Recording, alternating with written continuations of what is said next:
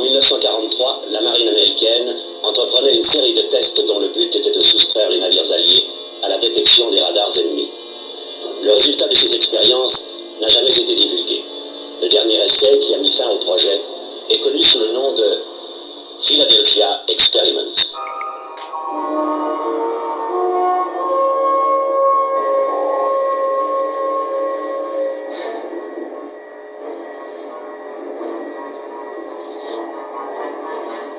Qu'est-ce que c'est que ça?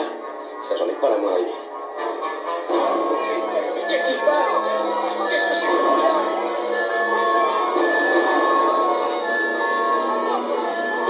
Hé, venez voir!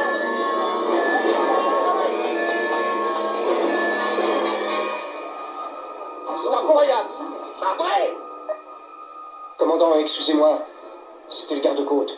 Ils disent que l'Eldridge a disparu. Oui, il a disparu des écrans radars, heureusement. Non, il a vraiment disparu, monsieur. Pour de vrai. Ça a dit c'est le contact radio avec le commandant d'Eldridge. C'est impossible, monsieur.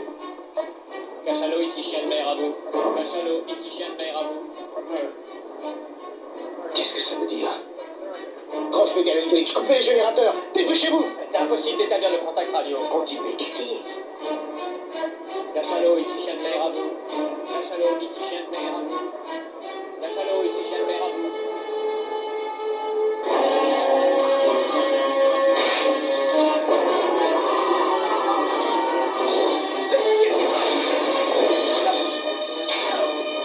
Mais qu'est-ce que c'est? Donc, dépêche-toi, coupe les chiens, oui.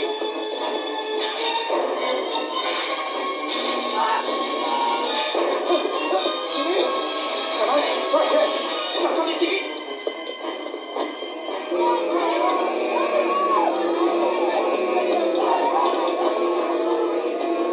Ah bon, tu ça?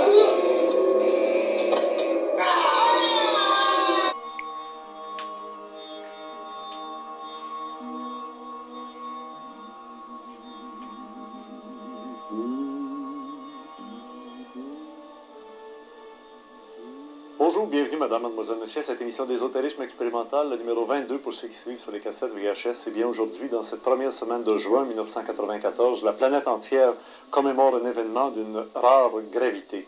C'était le débarquement en Normandie il y a 50 ans précisément, le 6 juin 1944. Pour un ésotériste que je suis, la date est très importante. 6 du 6e mois, 1944. 1 plus 9 plus 4 plus 4 qui fait 18. Et 3 fois 6 fait 18. Ouais. Et bien évidemment, aujourd'hui, nous ne reparlerons pas en détail de cet événement, puisque beaucoup de chaînes de télévision en parlent, mais allons voir un peu par le biais de la prospective ou même de la prophétie. Vous savez que les 3 fameux secrets de Fatima, le premier concernait la fin de la Première Guerre mondiale. Le deuxième secret concernait le début d'une deuxième guerre mondiale. Après la mort du pape régnant, il y aura un autre pape, puis ensuite un autre, et à ce moment-là, il y aurait une deuxième guerre mondiale. Et le troisième secret de Fatima, qui n'a jamais été révélé au grand jour, laisse entendre quelque chose qui, si le premier parle de la première guerre, le deuxième parle de la deuxième guerre. Vous savez que la plupart des prophètes, qu'on appelle les prophètes de malheur, la semaine dernière, on était dans un salon de l'ésotérisme et je ne vous ai pas présenté toutes les entrevues que tous les médiums m'ont données. La plupart annonçaient une conflagration, une troisième guerre mondiale, et je trouvais ça très négatif. Mais je pense qu'il faut peut-être mettre une prise de conscience sur ces fameux prophètes qui ressentent peut-être les choses avant tous les autres. Et alors, la communication d'aujourd'hui va s'établir sur quel genre d'événements au pluriel vont nous amener à une troisième guerre mondiale si on ne change pas notre conception des choses. Car, effectivement, dans tout le phénomène prophétique, il y a toujours le « si on ne fait pas » ou « si on ne change pas ». Il y a le « si ». Et peut-être que la conscience planétaire a évolué suffisamment, on est écologiste, on pense plus aux droits de l'homme. On a malheureusement pensé au Rwanda ou à Auguste Lavie pour se dire est-ce que vraiment l'homme a changé. On dit que l'histoire apprend à l'homme que l'homme n'apprend rien de l'histoire. Alors cette troisième guerre mondiale qui sera à notre porte et qui aurait lieu, semble-t-il, après la mort de Lucia, la troisième des 3 enfants qui ont reçu le fameux secret de Fatima, qui est toujours vivante, elle est donc toujours vivante et le début de la troisième guerre mondiale n'a pas eu lieu encore. Plusieurs laissent entendre que ce sera qu'après sa mort. Et évidemment, elle est très âgée. Comment donc ferons-nous face à cette réalité, des gens autour d'une table en parlent. Ils en parlent dans un contexte bien précis. La semaine dernière, on a terminé l'émission sur des découvertes sur Star Trek. Vous vous souvenez? Eh bien, c'est terminé. La série The Next Generation est terminée. On ne verra plus que des reprises de ces émissions de cette série Star Trek The Next Generation. Apparaîtront pour l'automne prochain une nouvelle série, encore une fois. Mais, alors, on entendait dire qu'il y avait le capitaine de l'Enterprise de nom Jean-Luc Picard. Alors, si M. Jean-Luc Picard, qui est le chef de l'Enterprise, qui pourtant est une conception américaine, est, lui, Jean-Luc Picard, un Français, c'est qu'on veut préparer la conscience des Américains à savoir que le chef sera un jour un Français.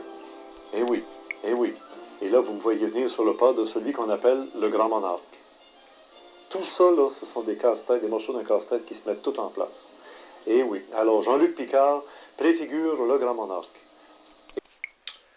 Bonjour à tous. Pour argumenter la thématique de cette nouvelle vidéo, je vous ai posté un bref extrait du film Philadelphie Expérimente, suivi du générique d'une vieille émission télévisée canadienne qui traitait des phénomènes paranormaux inexpliqués. Cette émission, elle s'appelait Ésotérisme expérimental, et elle était animée par M. Richard Glenn. Dans cette petite présentation, Richard Glenn met l'accent sur cette étrange numérologie qui semble accompagner le débarquement de Normandie du 6-6-1944, 6 juin 1944. Si c'est 6 puis 1944, qui en numérologie donne 1 plus 9 plus 4 plus 4, qui donne 18, 18 qui serait la résultante de 3 fois 6, 18. Et on revient sur ce chiffre de 666 qui semble symboliser la personnalité de l'Antéchrist. Sachant que les scientifiques qui travaillaient dans les black programmes américains auraient découvert accidentellement le moyen de voyager dans le temps, ne pourrions-nous pas imaginer un seul instant que ce mystérieux grand monarque, qui selon la Bible devrait se manifester quelque temps avant la fin de notre monde, se soit en fait emparé de cette technologie spatio-temporelle pour envoyer vers le passé un message au gouvernement américain afin de lui suggérer ce fameux débarquement de Normandie. Bien entendu, comme vous le savez, je parle en hypothèse.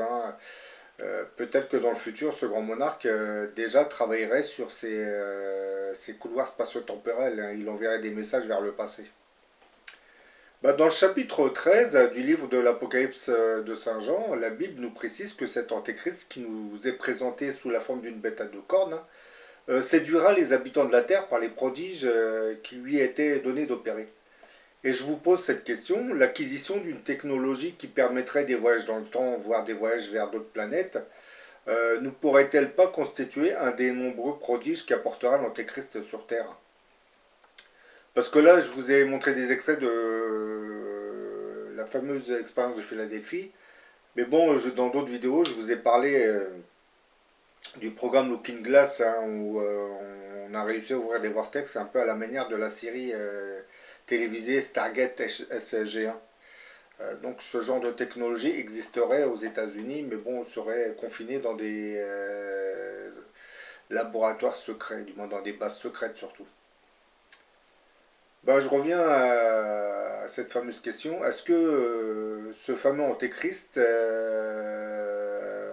utilisera cette technologie des voyages dans le temps? Aurait-il pu envoyer un ordre de commandement vers le passé afin que soit organisé le débarquement de Normandie du 6 juin 1944? Simple supposition. Parce que si dans le futur ce grand monarque se manifestera, c'est qu'il pourra très bien, fort bien même, utiliser une technologie qui lui permettra d'envoyer des messages vers le passé sur la même ligne de temps. Mais que nous disent en fait ces quelques versets de ce chapitre 13 de l'Apocalypse de Saint Jean qui annoncent clairement la venue de cet antéchrist? Ces versets bibliques semblent en fait rejoindre toutes ces prophéties chrétiennes qui annoncent la venue d'un mystérieux grand monarque, quelque temps avant la fin de notre monde. Le Mahdi par exemple que les musulmans attendraient pour la fin de notre monde aussi correspondra en fait à ce grand monarque que la Bible appelle l'antéchrist. Oui, c'est toujours dur d'entendre cela, dire que l'Antéchrist sera en fait le grand monarque qui porterait le titre de Mahdi. Parce que vous avez été tellement conditionné et formaté à voir l'Antéchrist comme un être maléfique que vous ne pouvez pas imaginer cela. Déjà, dans le terme le mot antéchrist, vous avez antérieur, qui veut dire antérieur au Christ. Donc c'est quelqu'un qui doit précéder le retour du Christ. Et comme je l'ai dit dans beaucoup de mes vidéos, cet antéchrist sera là pour nous préparer à l'avènement, au retour du Christ. Parce que je l'ai dit dans beaucoup de mes vidéos, le Christ ne pourra jamais se manifester dans le monde dans lequel nous vivons. Il est trop pervers et trop dépravé. Trop de violence, trop de morts. Donc avant que le Christ ne revienne sur terre, il faut une purification, il faut qu'une purification soit faite au niveau planétaire. Et cette purification ne viendra que par l'intermédiaire de l'antéchrist. Bien entendu que lorsque l'antéchrist se manifestera, vous aurez d'autres phénomènes météorologiques qui l'accompagneront. Hein. Ça sera le début de ce qui est écrit dans l'Apocalypse de Saint Jean. Hein. Le fameux déluge, c'est un déluge. Les différents signes qui vont annoncer la fin de notre monde. Hein. Ces signes seront accompagnés par une multitude de catastrophes, un cataclysme, déferlantes, tsunamis, et j'en passe. Hein. Donc lorsque l'antéchrist va commencer à régner, tous ces phénomènes vont commencer à se manifester aussi. Bon, là, je vous lis les quelques versets qui parlent de l'antéchrist. Hein. Nous sommes dans le chapitre 13 de l'Apocalypse de Saint Jean. Et il lui fut donné autorité sur toute tribu, tout peuple, toute langue et toute nation, hein. Et tous les habitants de la terre l'adoreront. Ceux dont le nom n'a pas été écrit dans le livre de vie de l'agneau immolé dès la fondation du monde. Bon, là, vous avez compris, quand on parle de ceux dont le nom n'a pas été écrit, on fait allusion aux nouvelles générations. Hein. Puis je vis monter de la terre une autre bête qui avait 2 cornes, semblables à celles d'un agneau, et qui parlait comme un dragon. Elle opérait aussi de grands prodiges, jusqu'à faire descendre le feu du ciel sur la terre, à la vue des hommes. Et elle séduisait les habitants de la terre par les prodiges qui lui étaient donnés d'opérer. La Bible est claire et précise sur cet antéchrist. Hein. Il sera doté d'un pouvoir incroyable. Hein. Il fera de grands prodiges. Hein. Son pouvoir, comme je l'ai dit dans certaines de mes vidéos, se rapprocherait plus de celui qu'avait Moïse. Parce que, bon, si on pense que l'antéchrist sera envoyé par le Créateur des mondes, c'est que Dieu lui donnera un pouvoir pour qu'il accomplisse sa mission. Du moins, le dotera d'un pouvoir. Et cet antéchrist gouvernera le monde. Hein. Cette gouvernance mondiale sous-entendrait qu'il aura une emprise sur le monde chrétien et musulman. Raison qui me pousse à croire que cet antéchrist ne peut être que ce mystérieux grand monarque dont la venue avait été annoncée, surtout prophétisée par une multitude de visionnaires chrétiens à travers les siècles. Hein. Les musulmans qui lui attribueraient le titre de Mahdi nous disent entre autres qu'il se manifestera dans les derniers temps du monde. Il devrait réformer le monde en y apportant un nouvel enseignement religieux qui serait accompagné d'une nouvelle science. Dans beaucoup de mes vidéos, je vous parle souvent de tous ces chercheurs autodidactes hein, qui auraient fait d'étranges découvertes hein, scientifiques durant notre XXe siècle. Et beaucoup de ces chercheurs ont été, bannis de la science officielle, hein, voire de la médecine officielle, hein, puisque leurs découvertes n'allaient pas dans le sens souhaité par l'industrie pharmaceutique, hein, pour certains d'entre eux. Et pour d'autres, ils n'allaient pas dans le sens souhaité par l'intérêt des compagnies pétrolières, comme par exemple Nikola Tesla, hein, qui travaillait sur l'énergie libre. Je pense que tous ces chercheurs, en fait, ne faisaient que suivre une planification qui aurait été programmée par Dieu, afin d'orienter les bases scientifiques de ce mystérieux grand monarque hein, qui arrivera et qui se manifestera, puisque comme les musulmans le disent, il apportera une nouvelle science. Je pense que dans le futur, ce grand monarque reprendra les travaux de Nikola Tesla, de Georges Lakhovsky, d'Albert Abrams, de René Quinton, de Charles Berger, de Dr Hammer, de Thomas Searle, d'Otis Carr. Bon, la liste étant longue, je vais m'arrêter à ces 3 derniers noms. Hein. Les dernières personnalités qui avaient découvert des remèdes anti-cancer, comme Loïc Loribo, Ben Jansky, Jean Solomides. Hein. Vous avez aussi Marcel Violet qui a découvert le moyen de recharger en information vibratoire l'eau. Ouais, vous en avez bien d'autres. Hein. Je pense que tous ces chercheurs n'ont pas commencé à travailler par hasard. Étrangement, c'est surtout au XXe siècle qu'ils se sont tous manifestés, ont commencé à faire des recherches. Du moins, je pense qu'on les a un peu guidés, orientés pour qu'ils découvrent certaines choses. Et toutes ces découvertes qui, comme vous le savez actuellement, sont censurées par la science officielle et et la médecine officielle, eh ben, toutes ces sciences seront reprises par ce fameux grand monarque hein, qui les utilisera et les retravaillera sur une échelle planétaire. Ça va être une science nouvelle qui va apporter déjà, cette science existe déjà, elle existait sur Terre. Sauf que, comme je l'ai dit dans beaucoup de mes vidéos, ce grand monarque aura un atout supplémentaire, c'est qu'il entrera en contact avec nos visiteurs extraterrestres. Donc il apportera encore une autre science encore plus développée. Donc il va combiner toutes ces sciences pour les retravailler et commencer à développer une nouvelle science. Puis là, bon, l'industrie pharmaceutique et la science officielle ne pourront pas trop l'empêcher puisqu'il aura un pouvoir, une autorité planétaire. Donc dès qu'il imposera quelque chose, tout le monde obéira. Les scientifiques seront obligés d'admettre que c'est vrai que beaucoup de ces chercheurs avaient découvert des nouvelles lois de la physique hein, qui étaient ignorées hein, jusqu'à présent, puisque les scientifiques d'aujourd'hui, quand ils ne comprennent pas une découverte, ils disent qu'ils l'occultent, hein, puis ils s'en occupent pratiquement plus, parce qu'ils ne comprennent pas comment ça peut fonctionner. C'est un peu comme l'homéopathie. Hein. On dilue une substance jusqu'à la faire disparaître de l'eau, et ensuite cette substance continue à agir malgré qu'elle a été diluée complètement, c'est le principe actif qui continue à fonctionner. J'ai dit dans une autre vidéo que c'était surtout le rayonnement énergétique de l'information de la substance qui continue à travailler. Bon, revenons un peu sur l'un de ces prodiges qui marquera, je pense, l'histoire de l'humanité. Je parle de la fameuse expérience de Philadelphie qui apporta les bases d'une science qui avait défié les lois de la physique connues à l'époque. Hein. Parce que pour l'instant, l'expérience de Philadelphie, c'est de la science-fiction, mais lorsque les gens vont commencer à comprendre que c'était une expérience qui a été vraiment réalisée dans les années 40 et qui a permis de dématérialiser complètement un navire, hein, tout en téléportant deux marins vers le futur, je pense que là, on va arriver vers une science vraiment hors norme. Et je pense que ce genre d'expérience et de technologie ont été réalisés pour nous préparer à la venue de cet antéchrist. Hein. La Deuxième Guerre mondiale verra proliférer dans les deux camps ennemis des expériences destinées à mettre au point de nouvelles armes. L'une des expériences les plus étranges qui sera réalisée pendant cette guerre se fera dans l'arsenal de Philadelphie aux États-Unis en 1943. Les premières rumeurs qui feront allusion à cette expérience de Philadelphie se diffuseront dès les années 50. Hein. Mais bon, l'US Navy démentira aussitôt, mais par la suite, comme vous le savez, du moins comme vous le savez. Plusieurs enquêtes semblaient bien montrer que quelque chose d'étrange s'était en effet produit en 1943 au large de Philadelphie. Hein.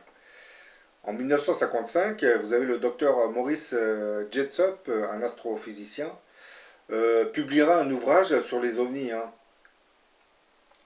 Et la même année, il sera contacté par un certain Carlos Miguel Allende, qui dira s'appeler en fait Carl Allen. Il l'avait contacté suite à son ouvrage sur les ovnis. Hein. Carl Allen décidera d'envoyer à l'astrophysicien Maurice Jessup 3 lettres dans lesquelles il prétendra avoir été le témoin d'une étrange expérience de l'US Navy. Hein. Cette expérience fondée sur des travaux du savant Albert Einstein et sur le savoir de Nikola Tesla, cette expérience se serait produite en octobre 1943 au large de Philadelphie. Elle aurait eu lieu réellement le 12 août 1943, hein, pour être plus précis. Hein. En octobre, c'est une autre expérience qui avait été réalisée. D'après Carl Allen, elle aurait eu pour but de rendre un escorteur invisible et de lui faire parcourir quasi instantanément la distance entre Philadelphie et la base navale de Norfolk. L'auteur des 3 lettres rattache l'affaire aux ovnis. Hein. Il s'adresse donc à Maurice Jessup pour qu'il pense que c'est par un type de propulsion identique que les ovnis extraterrestres pourraient probablement se déplacer. L'écrivain Charles Berlitz et William Leonard Moore pousseront l'hypothèse encore plus loin dans un livre qu'ils avaient intitulé The Philadelphia Experiment. Et dans ce livre se termine ainsi, hein, par cette phrase, hein. Nous sommes intrigués par la possibilité qu'une expérience effectuée sous le contrôle de la marine américaine puisse avoir fortuitement permis de franchir la porte d'un autre monde. Voilà, c'est dit clairement. Hein. C'est l'expérience de Philadelphie a permis d'ouvrir un portail temporel. Hein. Dans un livre précédent qui était intitulé Le Triangle des Bermudes, hein, Charles Berlitz faisait déjà d'intéressantes comparaisons quant au phénomène espace-temps qui était observé dans la région du Triangle des Bermudes et l'expérience de Philadelphie. Dans les années 40, la marine des États-Unis a en fait conduit une série de tests au Philadelphia Navy Yard et à Norfolk Newport News, en Virginie ainsi qu'en mer. Bien que de nombreuses choses avaient été écrites sur l'expérience de Philadelphie, dans divers livres, magazines et articles locaux, les sources d'information, du moins les sources, la base des sources d'information restait, elle, rare. Des témoins étaient décédés bien mystérieusement, d'autres ainsi que du personnel informé refusaient quant à eux d'être cités. Hein. Et au moins un enquêteur, hein, c'est le fameux Jessup, lui carrément on l'a retrouvé suicidé hein, dans sa voiture avec la clé de contact du moteur en train de tourner. Hein. Oui, c'est des suicides un peu étranges quand même. Hein. Le lien entre l'expérience de Philadelphie et le Triangle des Bermudes a résidé dans l'utilisation d'un champ magnétique artificiellement créé de manière à obtenir la disparition temporaire du contre-torpilleur hein, ou destroyer hein, et de son équipage. Hein. Bon, le destroyer portait le nom de USS Eldridge, hein, comme dans le film. L'intérêt d'une telle expérience pour la marine résidait en fait dans les possibilités de camouflage offertes par l'invisibilité des navires de guerre. Hein, puisqu'ils voulaient rendre les navires de guerre invisibles aux radars ennemis. Comme nous étions en pleine guerre, donc ils auraient peut-être, grâce à ça, ils auraient accéléré la fin de la guerre. D'après Maurice Jessup, le but de l'expérience de Philadelphie aurait été d'éprouver l'effet d'un puissant champ magnétique sur un bâtiment et son équipage. Hein, et on parviendra à ce résultat en ayant recours à des génératrices magnétiques. Hein. On utilisera à la fois des génératrices à courant pulsatoire et non pulsatoire hein, pour créer un énorme champ magnétique hein, à bord du navire. Et dans ses alentours immédiats, en l'occurrence, un bassin de radoub. Les résultats se révéleront assez stupéfiants, d'une grande portée, bien qu'il y ait eu des effets néfastes hein, sur l'équipage. Dès le début de l'expérience, une lueur verte vaporeuse se manifestera, assez semblable à celle dont font état les survivants d'accidents survenus dans le Triangle des Bermudes, hein, qui évoque un lumineux brouillard verdâtre. Bientôt, l'ensemble du navire sera submergé par cette étrange brume et le bâtiment ainsi que son équipage commencera à disparaître à la vue de ceux qui se trouvaient sur le quai, hein, jusqu'à ce que seule la ligne de flottaison soit visible. Comme on précise dans le rapport, ultérieurement, le contre-torpilleur USS Eldridge sera signalé comme ayant apparu et disparu à Norfolk en Virginie. Ce qui était probablement le résultat d'un essai de navigation invisible hein, comportant un phénomène de déviation du temps. On rapporta que l'expérience fut réussie en mer avec un champ effectif d'invisibilité de forme sphérique hein, qui s'étendait sur 100 mètres hein, de chaque côté et qui laissait entrevoir la dépression creusée par le bateau dans l'eau, mais pas le bâtiment en soi. Hein. Avec l'intensification du champ de force, là vous avez carrément certains membres d'équipage qui commenceront à disparaître. Hein. Ceux-ci ne seront retrouvés que grâce au contact physique. Hein. Et ils ne redeviendront visibles que par l'intervention d'une technique relevant de l'imposition des mains. Le rétablissement total pouvait poser un sérieux problème. Hein. Des rumeurs circulaient aussi assurant que des hommes avaient été hospitalisés hein, et que d'autres étaient morts. Et d'autres marins se dématérialisaient complètement au milieu de tout le monde. Hein. Ils devenaient invisibles. Hein. C'est-à-dire, ça commençait, ils se figeaient, ils se bloquaient, ensuite ils disparaissaient. Devant le regard ahuri des gens qui étaient autour d'eux. Beaucoup de ces marins, suite à ce genre d'expérience, ont été ramenés vers une base hein, dans laquelle ils ne pouvaient pratiquement plus sortir. Hein, parce que, à cause des effets du champ magnétique, ils avaient tendance à disparaître devant tout le monde. Donc on les a installés dans une base et puis on a commencé à travailler sur eux pour voir ce qui s'était réellement passé. Là, je vous ai fait cette petite vidéo pour vous dire que la fameuse expérience de Philadelphie Et vous savez que depuis les années 50, c'est pas la seule expérience, hein. Vous en avez beaucoup, hein, qui ont été réalisées parmi les Black Programmes, hein. Et beaucoup de ces expériences auraient permis l'ouverture de véritables portails vers d'autres dimensions. Donc là, on peut dire que c'est peut-être un des multiples prodiges que nous fera connaître dans le futur le Grand Monarque. Et je pense que peut-être qu'il est en train d'utiliser ces portails temporels pour envoyer des instructions dans le passé. Comme là, au début, je disais que peut-être que le débarquement de Normandie n'est pas le fruit du hasard.